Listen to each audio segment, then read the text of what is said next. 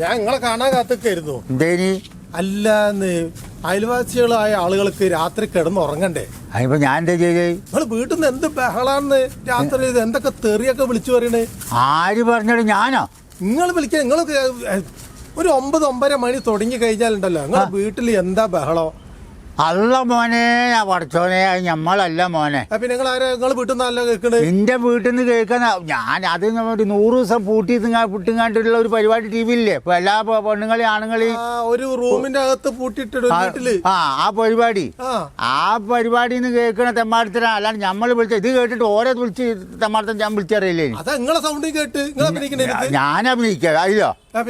നിലവാരമുള്ള ആരും കഴിയുമ്പോ പോയി സൗണ്ട് കേൾക്കണ്ടല്ലോ എന്റെ സൗണ്ട് കേൾക്കണം. ഞാൻ പിള്ളേരെ ചീത്ത അറിയാനി ഇത് കണ്ടിട്ട്. അത് ശരി. എന്തിട്ടാണോ ഒരു പരിപാടി എന്ന് പറഞ്ഞെങ്കിൽ എന്തെങ്കിലും വിളിച്ചു പറയാന്നുള്ളതാണ്. എന്തൊക്കെയാണ് തെമ്മാടിത്തരം കണ്ടിട്ടോ ഈ പരിപാടിയിൽ വിളിച്ചു പറയണത്? 100 ദിവസം ഒരു മനുഷ്യന്മാരെ പൂട്ടിയിട്ടാ മനുഷ്യന്മാര് തെറി വിളിക്കൂലേ? അവരോട് ആരും അതിൻ്റെ ഉള്ളിൽ പോയി കുത്തിരിക്കാൻ പറഞ്ഞു. അവർക്ക് വീട്ടിൽ പോയിക്കൂടെ? ഒരു മത്സരല്ലേ? മത്സരം തെമ്മാടത്തം വിളിച്ചറിയാം. മത്സരം ഇതിനൊക്കെ നല്ല പ്രൈസ് ഒക്കെ കൊടുക്കുന്നുണ്ട്. നല്ല തെമ്മാടത്തം പറയണവന് നല്ല പ്രൈസ് ആയിരിക്കും അല്ലേ? പണ്ടൊക്കെ കുറച്ച് നിലവാരമൊക്കെ ഉണ്ടായിനി. ഇനി ഇപ്പൊ നിലവാരം കുറഞ്ഞ് ഓരിടുന്ന കുപ്പായം കണ്ടിരിക്കുന്ന മോനെ. ഇത്ര പോകുന്ന കുപ്പായം ഒക്കെ കൂടി നമ്മളെ ഈ കുപ്പായം ബനിയന്റെ തുണി ഉണ്ടല്ലോ അമ്മീമിലിട്ട് അരച്ചിങ്ങാണ്ട് ഇങ്ങനെ മാവാക്കിയിട്ട് മേലി വെച്ച് തേച്ച മാറ്റ കുപ്പായ ലെഗിൻസ് എന്തൊക്കെയാ. എന്തായാലും വേണ്ടിയില്ല. നല്ല വിദ്യാഭ്യാസമൊക്കെ ഉള്ള ആളുകളാണ്.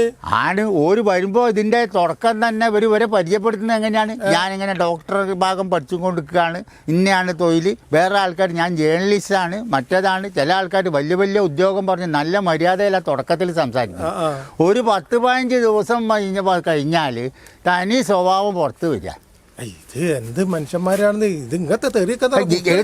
കുട്ടികൾ സ്കൂളിൽ പോകണ കുട്ടികൾ 1ാം ക്ലാസ് 2ാം ക്ലാസ് പഠിക്കുന്ന കുട്ടികൾ ഈ ഇതിന്റെ മുമ്പിൽ നിന്നുങ്ങാണ്ട് നമ്മളെ സ്കൂളിൽ പഠിപ്പിച്ചു കൊടുക്കണം എന്താണ് മര്യാദ, എല്ലാ കാര്യങ്ങളും പഠിപ്പിച്ചു കൊടുക്കുന്നുണ്ട്. ആ മര്യാദയും കാര്യങ്ങളൊക്കെ ഈ TV ഓൺ ചെയ്ത് കഴിഞ്ഞാലുള്ള മര്യാദ പോവും. ഉള്ളത് എന്തൊക്കെ തോന്നിയാസാണ്ട് വിളിച്ചപ്പോൾ അത് മാത്രമല്ല, ആണും പെണ്ണും കൂടി ഇങ്ങനെ എന്താണ് കൂടി ചേർന്നിങ്ങാട്ടി കെട്ടിപ്പിടിച്ച് ഒരു പുതപ്പിൻ്റെ ഉള്ളിൽ കിടക്കുക. ഇതൊക്കെയാണ്ടോ പരിപാടി? മത്സരം ഒരു വീട്ടിന്റെ അകത്ത് എങ്ങനെയാണോ കഴിഞ്ഞു കൂടുന്നത് അതേപോലെയാണ് ചെയ്യുന്നത്. വീട്ടിന്റെ അകത്താണെന്നുണ്ടെങ്കിൽ ഒരു മാത്രം കണ്ടാൽ മതി. നാട്ടുകാർ മുഴുവൻ കാണുകയാണ് ഉമ്മാരിത്താൻ. ഇതിന് ചാനലുകാർ വന്നു കണ്ട് ഉമ്മാർ ഇത് മലയാളികൾക്ക് പറ്റിയ പരിപാടിയല്ല.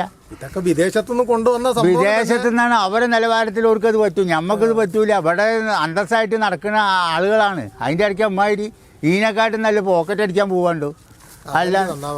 അല്ലാണ്ട് പിന്നെ ഇത് 100 ദിവസം പൂട്ടും. ഒരു 10 ദിവസം കഴിഞ്ഞ് കഴിഞ്ഞാൽ എൻ്റെ പോടാ നായേ മറ്റേ ഞമ്മക്ക് പറയാൻ പറ്റൂല. എന്തൊക്കെ വിളിച്ച് പറയാൻ ഒരു നമ്മളെ വീട്ടിലൊരു വിരുന്നാർ വന്ന് വിചാരിച്ച ആ സമയത്ത് വന്നു കഴിഞ്ഞിട്ട് ഓൺ ചെയ്തിട്ട് വിരുന്നാർ ചിലപ്പോൾ വിരുന്ന് ചായ കുടിക്കാൻ നമ്മൾ പോവാന്ന് പറഞ്ഞ് പോകും. അമ്മാരിച്ച വിളിച്ചാണ്. ഓരോന്ന് കേൾക്കാൻ വരെ പറ്റാത്ത. ഈ കേൾക്കാൻ പറയാൻ ഈ നല്ല കാണണ്ടല്ലോ.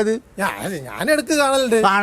മലയാള ഭാഷയിൽ വരുന്ന സംഭവം. മലയാള ഭാഷയിൽ വരും. മലയാള ഭാഷ എന്ന് പറഞ്ഞു കഴിഞ്ഞാൽ വലിയ കവികളൊക്കെ ഇഷ്ടംപോലെ പാടി പുകഴ്ത്തിയ പാട്ടുകളും ഒക്കെ ഉണ്ട്.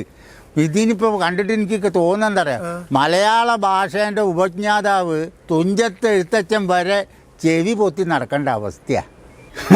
ഇതാണ്ടാ നമ്മുടെ പോക്കർക്ക മൂപ്പര് വരുന്നുണ്ട്, പലതും പറയുന്നുണ്ട്, കണ്ടതും കേട്ടതും വിളമ്പുന്നുണ്ട്. ഇതാണ്ടാ നമ്മുടെ പോക്കർക്കാന്റെ പൊല്ലാപ്പ് സീസൺ 3. ഈ പരിപാടിയില്ലേ നിങ്ങൾക്കായി സമർപ്പിക്കുന്നത് മെത്താഡ് സ്പൈസസ്. നല്ലത് കൊഞ്ചം പോതും.